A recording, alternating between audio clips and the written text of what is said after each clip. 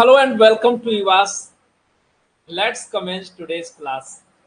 आप सभी प्यारे साथियों का स्वागत है। आप लोग इस समय अपना फेवरेट चैनल IVAS ट्यून कर चुके हैं और हमारे सभी साथी सेशन में जुड़ते जाएं। आप लोगों की ये जो क्लासेज रिज्यूम की गई हैं, इस संदर्भ में आपका क्या कमेंट है, क्या कहना है, ज़रूर आप अपना कमेंट करें और सभी लोग अपनी बातों को शेयर करें। सभी साथी ज्वाइन क्लास करते जाएं। सभी साथी ज्वाइन क्लास। ऑडिबिलिटी सही है। माय डियर, जिस लड़ाई के लिए, जिस संघर्ष के लिए, जिस मुकाम के लिए आप निकल चुके हैं, यहाँ एक ही चीज मायने रखती है, प्रैक्टिस, ओनली प्रैक्टिस। बहुत कुछ पढ़ने के बाद भी अगर प्रैक्टिस कम रह गई तो चीजें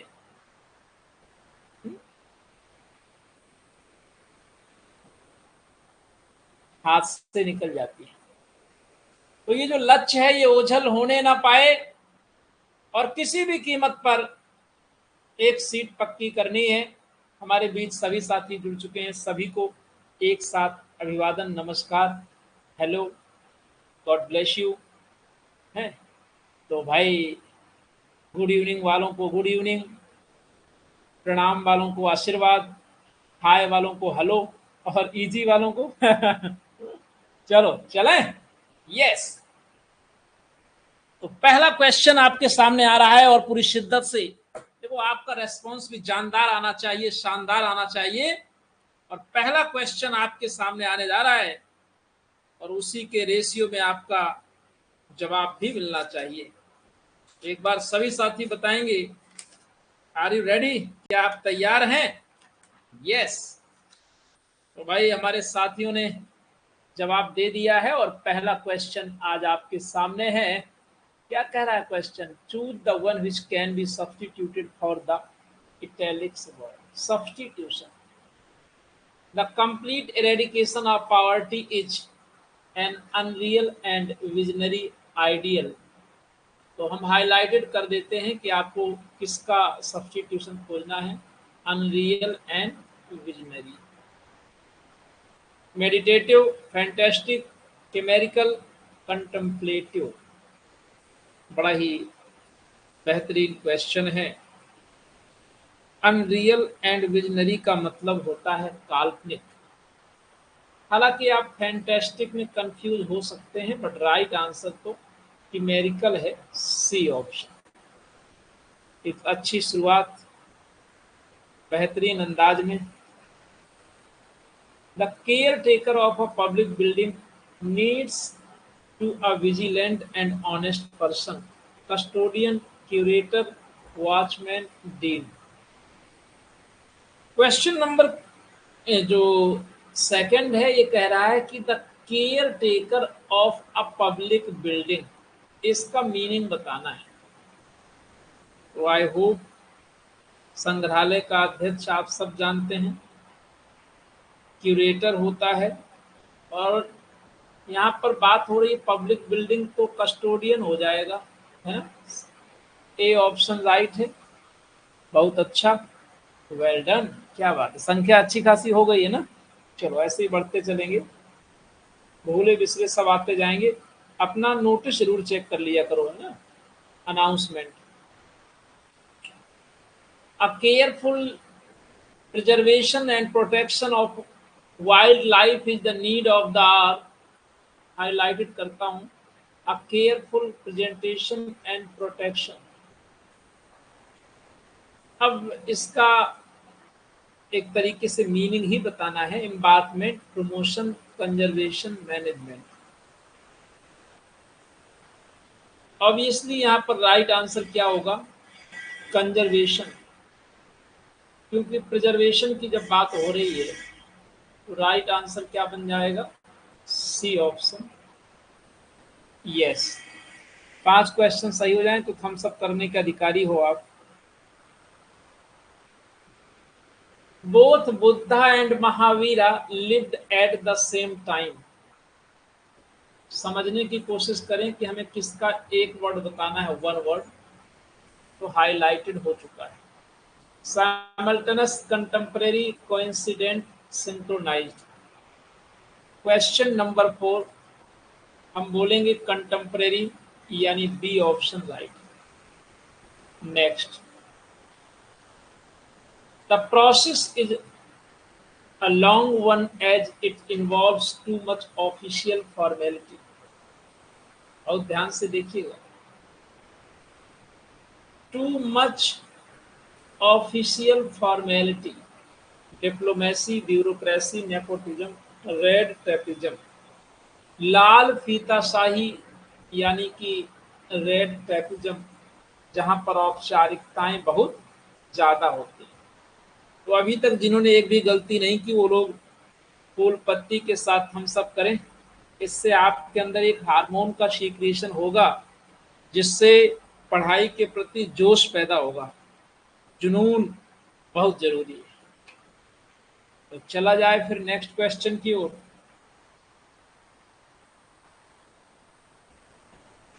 फिल इन द ब्लैंक का क्वेश्चन है और बड़े ध्यान से देखेंगे।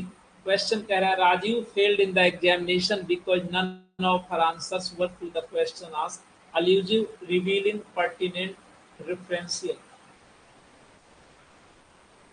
आखिर राजीव फेल हो गया क्योंकि उसके जो उत्तर थे ना, आंसर, वो प्रश्न के संगत नहीं थे, pertinent to the question asked. जवाब तो उसने दिए थे लेकिन वो पर्टिनेंट नहीं थे, रिलेवेंट नहीं थे। क्लियर? बहुत अच्छा कर रहे हैं आप लोग, मन खुश हो रहा है। There are views on the issue of giving bonus to the employees. 7 नंबर में आप आंसर करेंगे।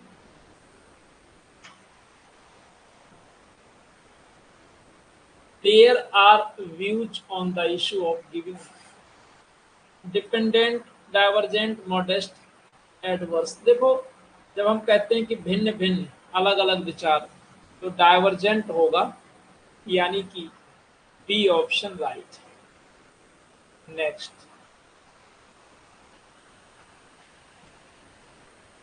Man who has committed such an crime must get the most severe punishment, injurious, uncharitable, unworthy, abominable. 8 number में abominable का हिंदी बोलते हैं घृणित, English में बोलेंगे वेरी बैड। तो सही तो है डी आंसर। बहुत अच्छा भाई, डी में जाने वाले सभी वेल डन, क्या बात है।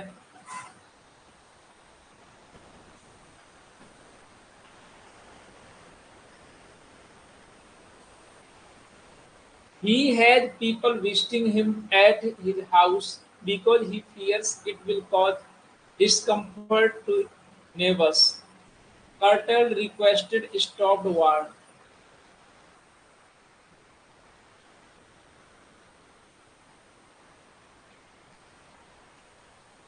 भाई 9 नंबर में आंसर करिए। He has stopped ही सही है।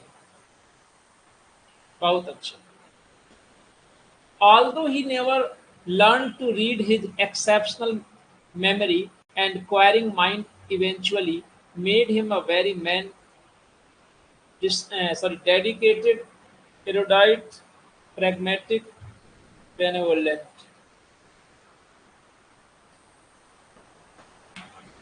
अगर व्यक्ति कोई अपने व्यवहार में कुशल है, काम करने में कुशल है, तो उसे प्रैग्मेटिक कहते हैं, है कि नहीं? लेकिन यदि कोई व्यक्ति पढ़ा लिखा नहीं है और काम विद्वानों जैसा करे तो उसे हम एरुडाइट कहते हैं, स्कॉलर। अब आइए क्वेश्चन पर देखें कि आखिर सही जवाब क्या होगा। Although he never learn to read, यद्यपि उसने कभी पढ़ना नहीं सीखा है। हिज एक्सेप्शनल मेमोरी, उसकी असाधारण स्मृति, एंड इंक्वायरिंग माइंड, और प्रश्न करने वाले मस्तिष्क में, अंततः उसे बना दिया एक विद्वान व्यक्ति। ये सही है, बी ऑप्शन एरुडाइट। क्लियर हो गया? सी नजदीकी है बट राइट नहीं है। आइए चलें नेक्स्ट क्वेश्चन पर विचार करें। बहुत बेहतरीन क्वेश्चन है और कोई क्वेश्चन ऐसा नहीं है जो एग्जाम में ना आने लायक हो, है ना। टिपिकल नहीं है, एकदम इजी है बट मोस्ट इंपॉर्टेंट। बड़े प्यार से देखो, शिद्दत से जब आप करो। A mock heroic poem of the 17th and 18th century was written in options: heroic couplet, blank verse, free verse, elegiac stanza। 17वीं और 18वीं सदी की बात करें तो मॉक हेरोइक पोइम में हेरोइक, ऐसे याद कर लो, हेरोइक कपलेट का प्रयोग किया जाता था। A option right. A mock heroic poem is essentially, क्या होती है ये? N irony, a satire, an epic, a poem. समझने की जरूरत है कि जब किसी का उपहास करना है, मॉक मतलब उपहास, तो व्यंग यानी सटायर। B option right. आज तो आप लोग एकदम सेंचुरी मारने के मूड में हो, है ना, बहुत अच्छी बात है। A ballad is a tale written in prose, told orally in singing, sung by a chorus, narrated in verse। Ballad क्या है? बड़े ध्यान से देखिएगा। एक ऐसा कोई गीत है, ऐसा कुछ भी होता है जिसमें किसी कहानी का वर्णन कविता के रूप में होता है, तो नैरेटेड इन वर्स होगा। अब भाई जो सी लगाएंगे कि संग बाय अ कोरस, तो गलत तो हो जाएंगे। माना कि इसको गाते हैं, लेकिन कोरस कोई जरूरी नहीं है। आप धीरे धीरे ऐसे 4-5 क्वेश्चन गलत कर देंगे, मुझे पता है, लेकिन 45 हो तो आपको डिसअपॉइंटेड नहीं होना। मैं पहले से बोल देता हूँ, आउट ऑफ 50 क्वेश्चन रहेंगे हमेशा। The father of English dramatic monologue proper watch, याद रखिएगा, ड्रामेटिक पहले तो इंग्लिश, फिर dramatic monologue, then proper. Tennyson, Browning, Morris, Arnold. कोई भी मेरा साथी गलत नहीं करेगा, क्योंकि कई बार आप पढ़ चुके हैं रॉबर्ट ब्राउनिंग को, आप जानते हैं ड्रामेटिक मोनोलॉग के लिए। और यहां पर बी ऑप्शन वाले बिल्कुल सही। Lyric was brought into England from, in questions को बहुत अच्छे से तैयार करना, क्योंकि ये क्वेश्चन एग्जाम में पता नहीं क्यों बाउंस हो जाते हैं। समझना बात को। लिरिक को इंग्लैंड में इटली से लाया गया कि फ्रांस से, ग्रीस या स्पेन से? प्यारे साथियों, Italy is the right answer. Lyric को इंग्लैंड में इटली से लाया गया। आप लोग भारत में भी कुछ लाए हैं इटली से? इटली से कोई आया होगा ना, ऐसे कोरिलेट कर लो कि इटली से, है ना। ना भूलना नहीं है, बहुत अच्छा। Lyric was introduced into England by Sidney Wyatt, Spenser, lily.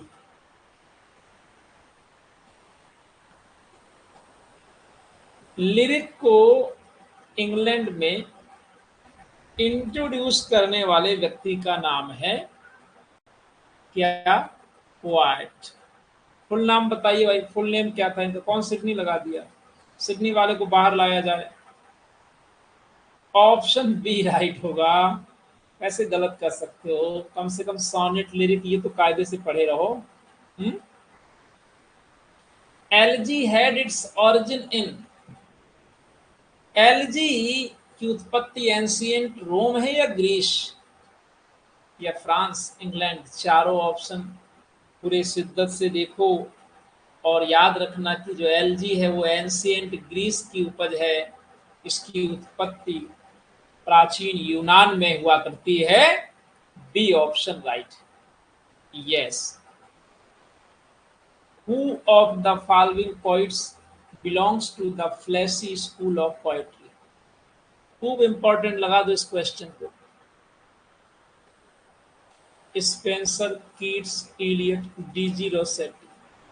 आप जब पढ़ेंगे ना लिटरेचर तब तक पढ़ो जब तक आनंद ना आने लगे, समय का पता ना चले, समझना कि तैयारी सही चल रही है। D G Rossetti, option D. आपको पढ़ने का एक छोटा सा तरीका बता रहा हूँ। गूगल में कभी लिख दो फ्लैशी स्कूल ऑफ पोएट्री, 4 से 10 लाइन पढ़ लो। अब तो एआई मेथड आ गया है, आप व्हाट्सएप चलाते हो वहां भी आप सर्च कर दोगे ना तो सिलेक्टेड जितने लाइन में कहोगे उतने लाइन में बता देगा फ्लैशी स्कूल ऑफ पोएट्री या कोई भी टाइटल। बहुत अच्छा है सिस्टम, आप पूरी शिद्दत से पढ़ें, यकीन मानिए रिजल्ट बहुत अच्छा आएगा। नेगेटिव तो सोचना ही नहीं है, उसको हटा दो एकदम अपने मन से, कहीं ऐसा ना हो ये दिमाग से हटाओ। The restoration period was influenced by French, English, Italian, Greek. बात हो रही है रेस्टोरेशन की, है ना? तो समझना पड़ेगा कि आखिर ये पीरियड किससे इन्फ्लुएंस्ड था। French, option A right. Shakespeare's Hamlet was influenced by, भाई नजर तेज है कुछ लोगों की है, तेजी से आंसर कर देते हैं। किड पढ़ो या काइड, दोनों सही है। Thomas Kyd, option B right. हाँ, जो आपका दिल करे वो पढ़ लो, पढ़ने में बहुत ज्यादा जोर नहीं देना। The dramatic monologue is a short play या पोइम या नॉवल। ये क्वेश्चन है तो छोटा, लेकिन एकदम बिहारी जी के जैसे दोहों के लिए कहा जाता है। छोटा है लेकिन बहुत शानदार और जानदार क्वेश्चन है। एक्चुअल में ड्रामेटिक में ड्रामा लिखा है तो लोग कंफ्यूज हो जाते हैं, ये प्ले नहीं होता। Dramatic monologue is a type of poem, option B right. बहुत अच्छे, well done. Shakespeare had most used in his plays couplet, free verse, prose, blank verse. प्यारे साथियों, ये क्वेश्चन आपके एग्जाम में 2 बार आया है कि शेक्सपियर ने अपने प्लेज में अधिकांशतः किसका ब्लैंक वर्स का प्रयोग किया है। D option right. Pathetic fallacy was coined by, pathetic fallacy याद है ना? हाँ वही रस्के कमर वाला, Ruskin is the right answer. Yes. Heroic couplet was a form mainly specific to, जो हेरोइक कपलेट की अगर हम बात करते हैं तो ये किस पीरियड में ज्यादा चलन में रहा, तो आप बोलोगे रेस्टोरेशन पीरियड। अब देखो आप हिस्ट्री ऑफ इंग्लिश लिटरेचर भी पढ़ रहे हो, बोलो यस गुरु जी। आप लिटरेरी फॉर्म्स भी पढ़ रहे हो, आप अभी लिटरेचर के स्पेसिफिक टीजीटी ऑथर्स भी पढ़ेंगे, और क्या चाहिए? Next, the mystery plays are also called, mystery plays को हम मिथिकल, मॉरलिटी या बिब्लिकल किस प्ले के नाम से जानते हैं? देखो मिस्ट्री मतलब रहस्य, और बाइबल में रहस्य भरा हुआ है, तो भाई बिब्लिकल प्लेज लगा दो, D option. Who was the leader of aesthetic movement? बड़ा लोगों को कंफ्यूजन रहता है कि गुरुजी कैबिल लगाएंगे कि ऑस्कर वाइल्ड, तो आज से दिमाग में कंफ्यूजन निकल जाएगा। एस्थेटिक मूवमेंट में आंसर आपको ऑस्कर वाइल्ड ही करना है, लीडर पूछा गया है, D answer. Next, a type of religious drama presenting crucifixion of Christ is। हाँ, आज थोड़ा सा आउट ऑफ टॉपिक क्वेश्चन है, बट मैं दावे से कह सकता हूँ कि ये क्वेश्चन इंपॉर्टेंट है, और यदि आप मेरी इस बात से सहमत हो तो एक बार हम सब करके बताओ, अच्छा लग रहा हो अगर आपको भी। The right answer is passion play. Option C. Next, a tale expressing blood, horror and passion is gothic novel, epistolary novel, picaresque novel, novel of ideas. Thank you. 28, इसका मतलब आपको भी पसंद आ रहा है। गॉथिक नॉवेल बिल्कुल सही जवाब। The heroic couplet was first used by Dryden of Alexander Pope, Chaucer या स्पेंसर। आखिर हेरोइक कपलेट का पहली मर्तबा प्रयोग किसने किया? ड्राइडन या चौसर? तो आप बोलोगे कि साहब पहली बार है तो चौसर ने किया है, और सी आंसर के साथ जाइए। पॉपुलराइज नहीं पूछा गया, ये भी ध्यान रखना है। The word allegory is taken from Italy, Greece, France, English. अब देखो हमेशा इटली नहीं होता, कभी कभी ग्रीस भी लगा दिया करो है। और राइट आंसर यहाँ पर संयोग से ग्रीस ही है। यस, एलेगरी शब्द कहां से लिया गया? यूनान, Greece. Which one is of the objective nature? ये क्वेश्चन बड़ा प्यारा है। It's a lovely question. Sonnet, epic, ode या एलिजी? देखो, mainly there are two types of poetry, subjective and objective. Subjective को आप पर्सनल कह सकते हो और ऑब्जेक्टिव इम्पर्सनल। तो यहाँ ऑब्जेक्टिव नेचर का कौन है? यानी अपना जिक्र नहीं होता। सोनेट में होता है, अपने प्रेम अफेयर के विषय में लोग बता देते हैं। ओड और एलिजी, एलिजी जिस व्यक्ति के विषय में वो आपसे परिचित है ना। आप यहाँ पर बड़े ध्यान से आंसर करेंगे, और I wish and I hope कि आप एपिक ही लगा रहे हैं। Yes, blank verse in England was introduced by. England में ब्लैंक वर्स को चौसर, मार्लो, ड्राइडन या सरे किसके द्वारा लाया गया? तो बिल्कुल बड़े नाम हैं, लेकिन राइट आंसर डी है, Surrey. Shakespeare's Julius Caesar was modelled after. Julius Caesar किस पर आधारित है? This is the question. Holinshed's chronicle और North translation of Plutarch's library में कंफ्यूजन नहीं रहना चाहिए। बी ऑप्शन राइट है, North translation of Plutarch's library. Which play is a conversational play?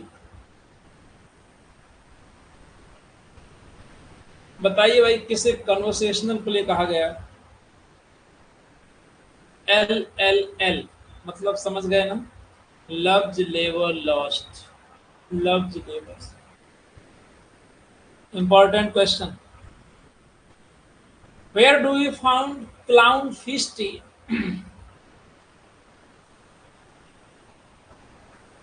35। आप लोग कैरेक्टर्स जरूर अच्छे से याद करिएगा, माइनर हो या major. 12th night, C option right. What is the subtitle of Pericles? Pericles का सब टाइटल क्या है? Prince of Tyre? बोलिए। हाँ जी, सही है, बिल्कुल प्रिंस ऑफ टायर ही है। Whom did Charles Lamb call approach Shakespeare?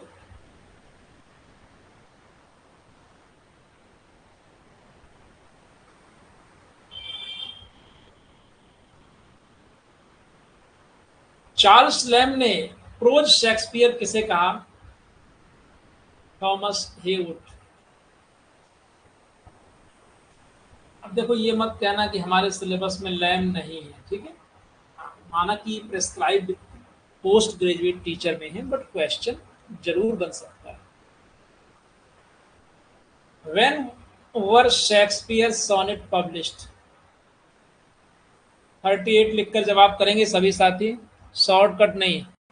और तब देखना है कि सबसे पहले आंसर कौन कर रहा है। 1906, 1609, A option right.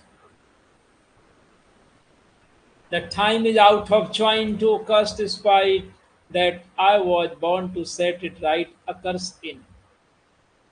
ये लाइन कहाँ पर आती है? 39। एक अच्छा तगड़ा कंपटीशन आपके बीच में कि पहला जवाब हमारा ही आना चाहिए। Hamlet right, C option. What is the name of Shylock's daughter? Shylock की बेटी का नाम क्या था? Jessica, option D. Who is Shrew in Shakespeare's The Taming of Shrew? Titania, Lavinia, Hippolyta, Katherine. यहाँ पर 41 में एक ऐसा क्वेश्चन जो सभी से एक्सपेक्टेड है कि राइट आंसर करेंगे, Katherina, D option right. Everyone is the title of, किस प्रकार का ये वर्क है? तो आप जब हिस्ट्री ऑफ इंग्लिश लिटरेचर पढ़ते हैं तो वहां पर बताया गया है कि एवरीवन क्या है? मोरालिटी प्ले है, ए ऑप्शन राइट। सिम्बलिन क्या है भाई? कॉमेडी, हिस्ट्री या ट्रेजेडी या रोमांस? सिम्बलिन को एग्जैक्टली आप ट्रेजेडी में रखेंगे या रोमांस में? बोलिए। Romance, option D right. देखो जब इतना क्वेश्चन हम लोग करेंगे तो एक दो क्वेश्चन में डाउट होगा, है ना? एवरीवन है सर, एवरीवन नहीं लिखा गया ऊपर? AVERY सही तो है। तो ये आपको दिमाग में रखना है कि कोई डाउट है तो आप मुझे व्हाट्सएप कर सकते हैं, हम लोग रिव्यू करेंगे नेक्स्ट लेक्चर में, है ना? तो टेंशन नहीं लेना। शेक्सपियर सिम्बलिन ड्रॉज ऑन,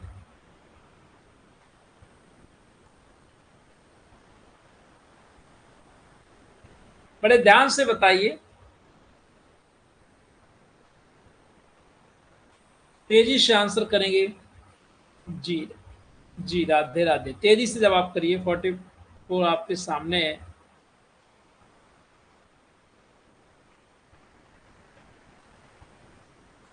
यानी सोर्स बताना है। Boccaccio's, Decameron, option C right. The subtitle of Othello is,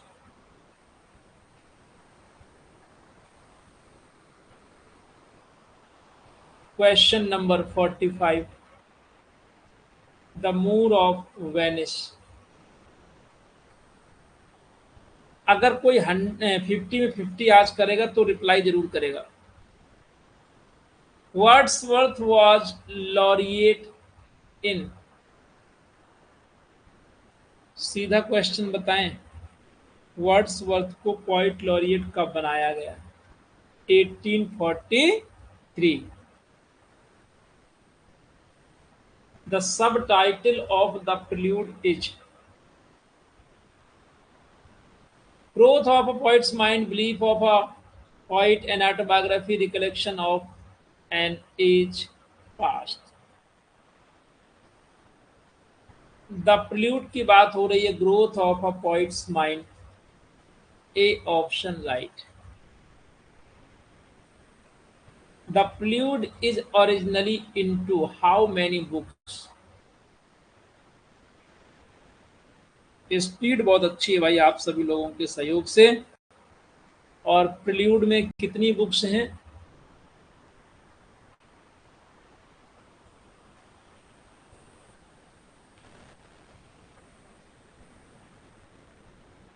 तो राइट आंसर होगा 14 books. The prelude is originally into, आप पता नहीं प्रिल्यूड को पैराडाइज लॉस्ट समझ लिए क्या किए, जो 10 लगाने वाले हैं उनसे मेरा कहना है 14 बुक्स, ऑप्शन सी राइट होगा। The title of the prelude was chosen bye,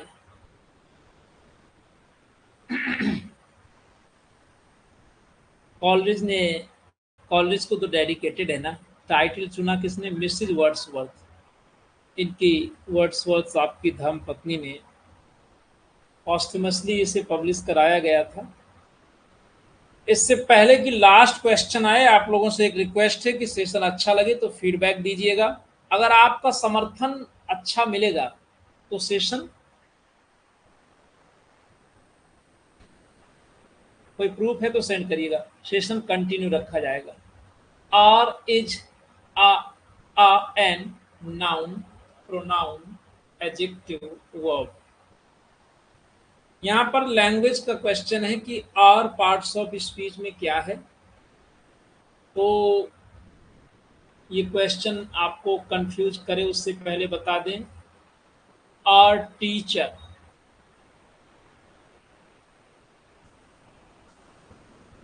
is good. तो टीचर नाउन है, तो जो नाउन को मॉडिफाई करेगा वो निश्चित तौर पर एडजेक्टिव है। अगर इसी को हम आर्ज लिख दें, आर्ज, तब ये प्रोनाउन बन जाता है। Thank you very much for watching the class. ऐसे ही आप लोग देखते रहें, पढ़ते रहें और फीडबैक देते रहें। कोई विशेष चीज़ है तो प्रूफ के साथ मुझे व्हाट्सएप करें, ज़रूर रिव्यू किया जाएगा और अमेंड भी किया जाएगा। आप लोग अगर चाहते हैं कि क्लास रेगुलर रहे तो आप रेगुलर रहिए और खूब अच्छे से पढ़ करके आइए। अभी फ़िलहाल ये क्लास रेगुलर रहेगी, बट कब तक? जब तक आपका यूं ही समर्थन मिलता रहेगा। क्लियर? कल इसी समय मिलिए फिर। Take care. सेशन देखना मत भूलिएगा। थैंक यू, शुक्रिया।